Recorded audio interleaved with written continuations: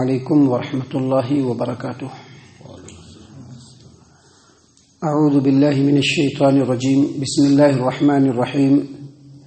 ومن الذین قالوا انا نصارى اخذنا میثاقهم فنسوا حظا مما ذکروا به فاغرینا بینهم العداوة والبغضاء الى یوم القیامہ وسوف ینبئهم اللہ بما كانوا یصنعون۔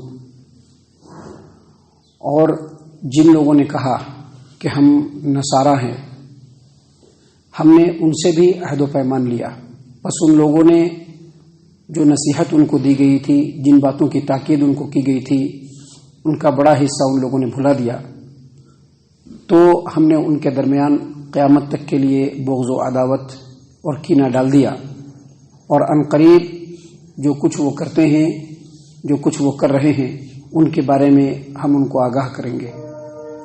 عنقریب جو کچھ وہ کر رہے ہیں، اللہ تبارک و تعالی ان کے بارے میں ان کو آگاہ کرے گا۔ معزز سامعین کرام، سورۃ المائدہ سورہ نمبر 5 اور اسی سورت سے بھی آپ کے سامنے آیت نمبر 14 تلاوت کی گئی، اور آیت کریمہ کا ترجمہ بھی آپ کی خدمت میں پیش کیا گیا۔ سامعین کرام، آپ دیکھیں گے آیت کریمہ کے آغاز میں ہی اللہ تبارک و تعالی نے فرمایا کہ وَمِنَ الَّذِينَ قَالُوا إِنَّا نَصَارَىٰ أَخَذْنَا مِيثَاقَهُمْ، جن لوگوں نے کہا کہ ہم نصارہ ہیں، ہم نے ان سے بھی عہد و پیمان لیا۔ تو یہاں پر جو نصارہ ہے، یہ نصارہ نصرتن یعنی مدد سے ہے۔ نصارہ یہ سیدنا عیسیٰ علیہ الصلوۃ والسلام کے ایک سوال جس کا ذکر اللہ تبارک و تعالیٰ نے قرآن کریم میں کیا ہے۔ سیدنا عیسیٰ علیہ الصلوۃ والسلام نے لوگوں کے درمیان اعلان کیا، سوال کیا کہ من انصاری الی اللہ، کون اللہ کے دین کے بارے میں میری مدد کرے گا؟ تو جو سیدنا عیسیٰ علیہ الصلوۃ والسلام کے مخلص چند لوگ جو ساتھی تھے، حواریین تھے، ان لوگوں نے کہا نحن انصار اللہ، ہم اللہ کے دین کے مددگار ہیں، تو اسی انصار سے ان کا نام نصارہ پڑا۔ معزز سامعین کرام، آیت کریمہ میں اللہ تبارک و تعالیٰ نے نصرانیوں کا ذکر کیا ہے، جیسا کہ اس سے پہلے اللہ تبارک و تعالیٰ نے یہودیوں کا ذکر کیا کہ ہم نے یہودیوں سے عہد و پیمان لیا تھا، ان سے وعدہ لیا تھا، بہت ساری چیزوں کا معاہدہ کیا تھا۔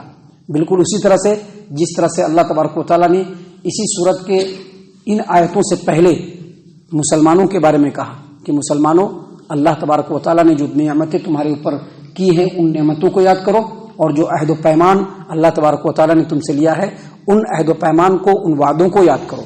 بالکل اسی طرح سے اللہ تبارک و تعالیٰ نے یہاں پر فرمایا کہ وَمِنَ الَّذِينَ قَالُوا إِنَّا نَصَارَىٰ أَخَذْنَا مِيثَاقَهُمْ، اور جن لوگوں نے کہا کہ ہم نصارہ ہیں، ہم نے ان سے بھی عہد و پیمان لیا، ان سے بھی وعدہ لیا۔ جن لوگوں نے کہا کہ ہم نصارہ ہیں، یعنی ہم مسیح بن مریم علیہ الصلوۃ والسلام کے پیروکار ہیں، ان لوگوں سے ہم نے وعدہ لیا۔ کیا وعدہ لیا اللہ تبارک و تعالیٰ نے؟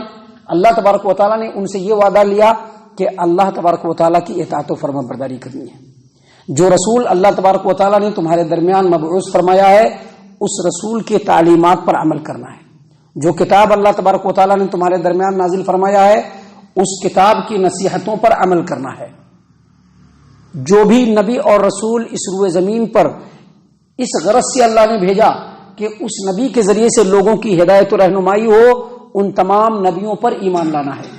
اور سب سے آخری محمد عربی صلی اللہ علیہ وسلم جب آئیں اور تم لوگ ان کا زمانہ پاؤ، تو ان کی نصرت و حمایت کرنی ہے، ان کے دین کی تائید کرنی ہے، ان کے نقش قدم پر چلنا ہے۔ جو کتاب وہ قرآن کریم لے کر کے آئیں گے، اس قرآن کریم کے مطابق اپنی زندگی کو بنانا ہے۔ یہ تمام عہد و پیمان اللہ تبارک و تعالیٰ نے عیسائیوں سے بھی لیا، جو ابھی عیسائی ہیں، جن کو نصارہ کہتے ہیں، جو کہتے ہیں کہ ہم مسیح بن مریم علیہ الصلوۃ والسلام کے پیروکار ہیں، حالانکہ وہ ایسے ہے نہیں، لیکن اللہ تبارک و تعالیٰ فرما رہے ہیں کہ ہم نے ان سے بھی عہد لیا، لیکن ان کا بھی حال یہودیوں کی طرح سے۔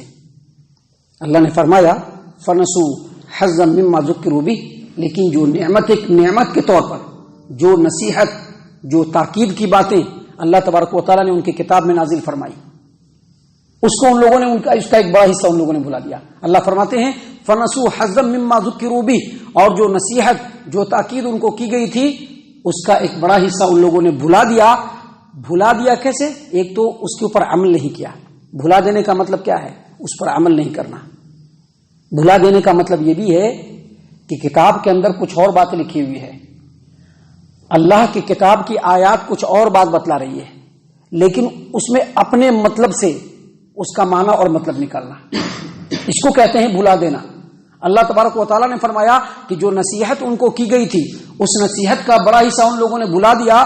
اللہ فرماتے ہیں فَأَغْرَيْنَا بَيْنَهُمُ الْعَدَاوَةَ وَالْبَغْضَاءَ إِلَى يَوْمِ الْقِيَامَةِ، نصیحت کو چھوڑ دینے کی وجہ سے، نصیحت کو بھلا دینے کی وجہ سے، نصیحت کے خلاف عمل کرنے کی وجہ سے اللہ فرماتے ہیں فَأَغْرَيْنَا بَيْنَهُمُ الْعَدَاوَةَ وَالْبَغْضَاءَ إِلَى يَوْمِ الْقِيَامَةِ، قیامت تک کے لیے ان کے درمیان بغض و عداوت اور کینہ ڈال دیا اللہ تبارک و تعالیٰ۔ یہی وجہ ہے کہ وہ لوگ قیامت تک ایک دوسرے کے دشمن ہیں۔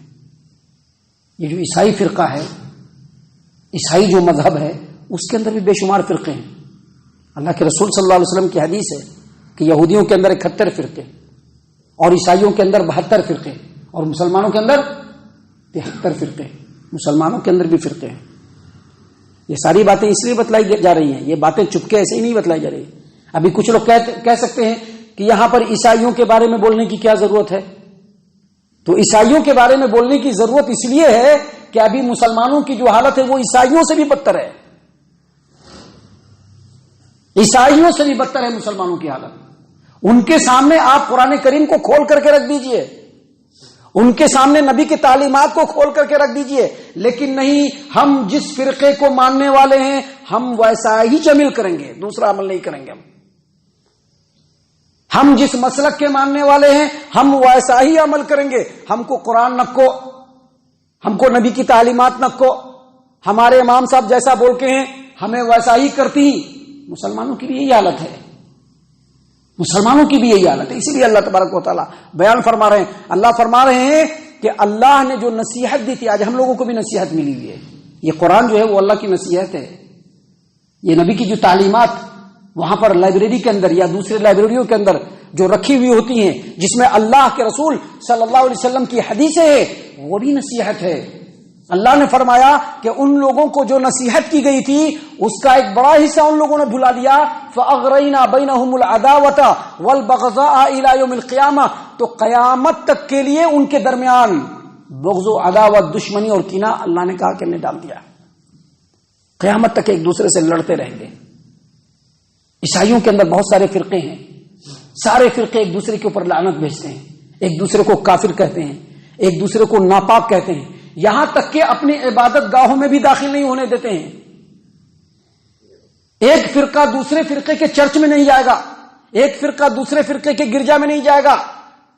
حافظ ابن کثیر رحمہ اللہ نے اپنی تفسیر ابن کثیر کے اندر اس آیت کریمہ کے تفسیر میں بیان فرمایا ہے کہ عیسائیوں کا ایک فرقہ ہے فرقہ ملکیہ، وہ فرقہ یعقوبیہ کو کافر قرار دیتا ہے۔ ایک فرقہ ہے فرقہ نستوریہ اور ایک فرقہ ہے فرقہ آریوسیہ۔ یہ دونوں فرقے ایک دوسرے کو کافر قرار دیتے ہیں۔